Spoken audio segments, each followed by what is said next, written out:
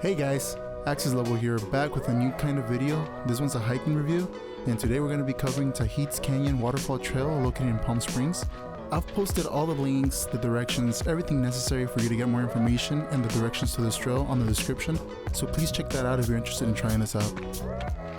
The hike does have an admission fee of $12.50 for adults, $6 for children, and I think it's like $60 to $90 for an annual pass or a season pass.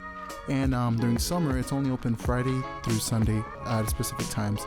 The last hiker in is only allowed like an hour and a half before the trail actually closes, which during summer hours when I did this trail, it was like at 5, so the last hiker is only allowed to get in at 3:30. The hike is a 2-mile loop, and it's rated as strenuous, but if you're somebody that goes hiking on a frequent basis or that works out a little bit, that has a decent bit of conditioning, you'll be just fine. As a matter of fact, they require you to have 32 ounces of water for you to even start the hike, as a way to keep people from dehydrating or having heat stroke. That's just basically a safety measure for whoever decides to take on the trail.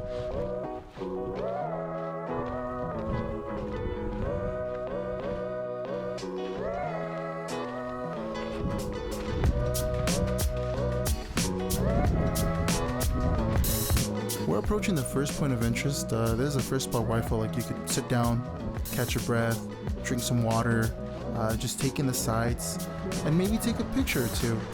There's a lot of places you can pose at. You can get your feet in the water. If you bring water shoes, you can just walk straight up on the stream. It is right after the first stream that you'll encounter the first set of stairs.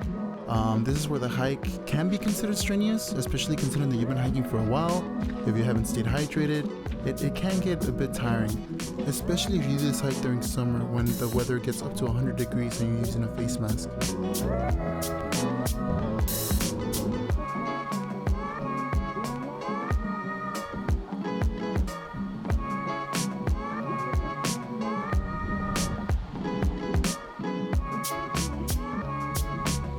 We're approaching our second point of interest. Much like the first one, it's a stream, except this one's bigger. It has more room to chill out, more rocks to sit down at. The water here kind of flows a little bit quicker. There's more places where you can take pictures at. Just look at that little cove or little arc between the tree and the rock. I mean, like, this is pretty cool Instagram pictures being taken there.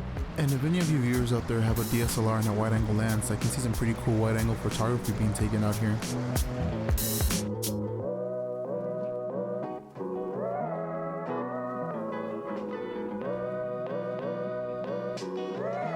I don't know if you guys can see it yet, but there's a rock with a red marking ahead. That's actually a landmark. They give you a map at the front desk, and you can use the mark on that rock to see your position on the map, and that lets you know how much of the trail you've done and how far away you are from reaching the loop point. So make sure to keep an eye out for them, as there's plenty of them throughout the trail.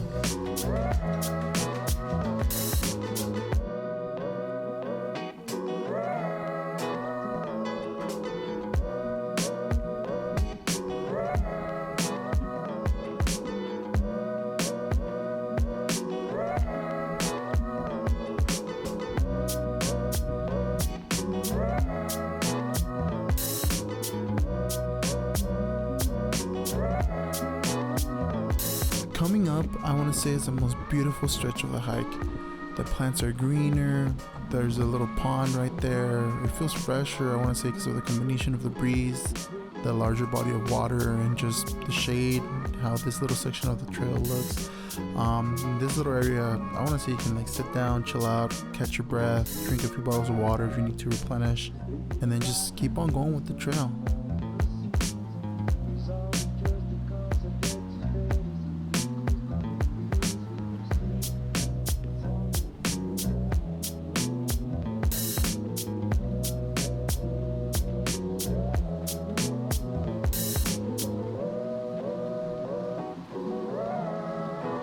During my time there, I didn't really see a park ranger pass by. I only saw a park ranger at the entrance of the hike and at the waterfall.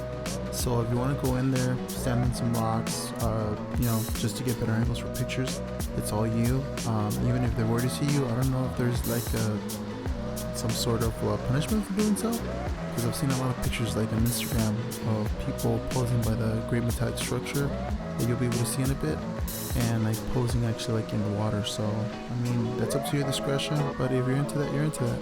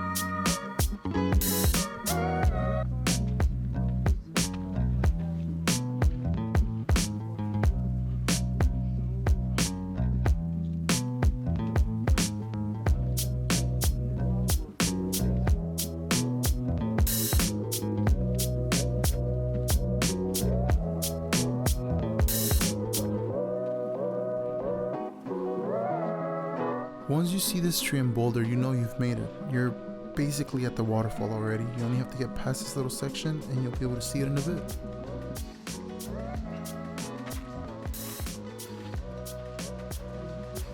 If I'm being honest with you guys, I wasn't expecting to be this busy. I knew there was going to be like a few people, but I didn't expect there to be whole families and groups of friends. I mean, it makes sense. It's a hot day in the desert, and with pools closed, you know, you're trying to stay fresh whichever way you can. Funny thing too, I wasn't really expecting the waterfall to be this big. I was expecting to be like a little stream of water just coming down some rocks, but I was pleasantly surprised.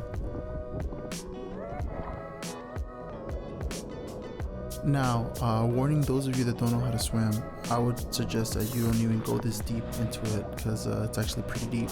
And if you don't know how to swim, one, you could either sink, or two, the force that the water generates when it hits the water, it pushes you back a fair bit, and you might actually end up getting swept further in than you feel comfortable. And well, most people drown because they panic. So I would just stay out of it if you don't know how to swim. It doesn't show up on camera, but I put up my hand underneath the waterfall and that hurt. That water is coming down with a lot of force. I actually asked one of the park rangers off camera where the water is coming from, and he told me that it's coming from the top of the mountain that the Palm Springs aerial tramway is at.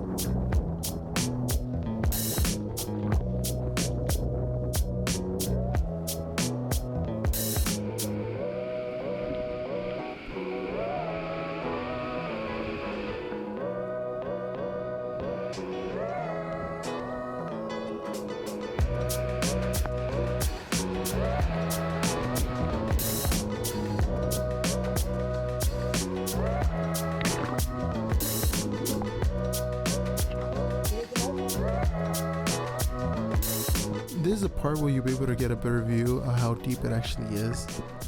As you can see, the guy's pedaling and his feet are nowhere near like a floor. So again, just a reminder that for those of you that don't know how to swim, it's a pretty steep fall. Like it goes from something you can stand on to nothing real quick. So if you don't know how to swim, do yourself a favor and just stay on the shallow area.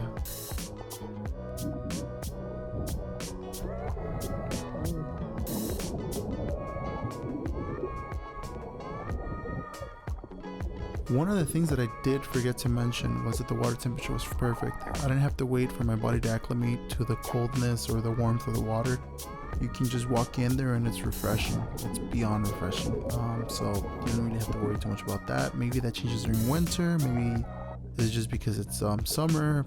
But when I went, the water was perfect temperature. So I look forward to taking a dip.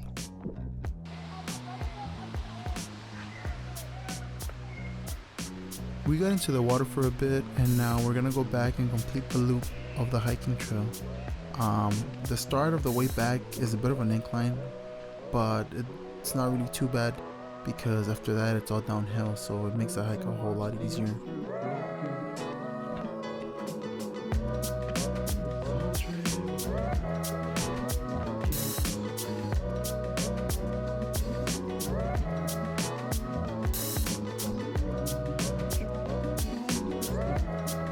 The terrain does get a bit uneven, so watch your step. You don't want to trip around a bunch of jagged rocks. It's a bad time guaranteed.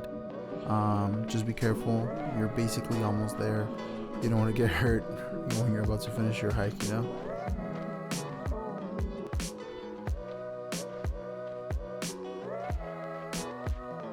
I want to say this is the last point of interest. There's this big flat rock that gives you an overview of the first half of the hike. If you take some towels or you take something to sit on, so because the stone gets hot underneath the sunlight. But yeah, it gives you like this great cliff view. I'm pretty sure a lot of creative people can take some pretty cool pictures here, but it's just an overall nice place to chill out, sit down and grab a bit of water.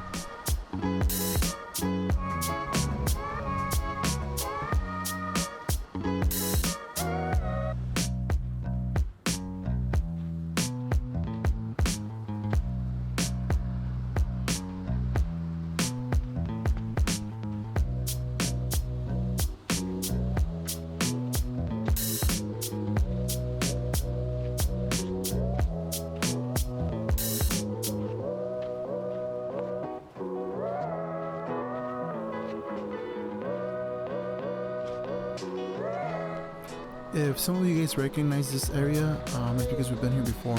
There's actually the second place we stopped at when we started the hike, and at this point we're just basically going back where we came from, and we're pretty much done with all the unique parts of the hike at this point. If you're inexperienced, if you don't really go out much, the heat does factor in a lot on how hard it feels, but if you're active, if you go hiking a lot, this hike's gonna be a breeze. So from the beginner's perspective, just bring a lot of water, pace yourself, know your limits, and you should be fine. This hike gets pretty scenic after the first half when it starts getting green. For the more active hikers, if you're here for pictures, if you're here for the waterfall, it's worth it. If you're here for like a challenging hike, you're not really gonna get it here. You're better off going to the bump and grind, which offers a steeper incline, is free, and it's a longer hike overall. So not only do you not have to pay to show up, you get a better workout, and that money you saved from the entrance fee, you can save it up for snacks for after your hike. So would I come back? Personally, not really. The price is too steep. There's better free hikes out there for the people that are into a strenuous hike. There's more scenic hikes too. And since the main appeal of this hike is a waterfall, it just has a hard time pulling me back in, especially when there's better, freer waterfall hikes out there in Southern California.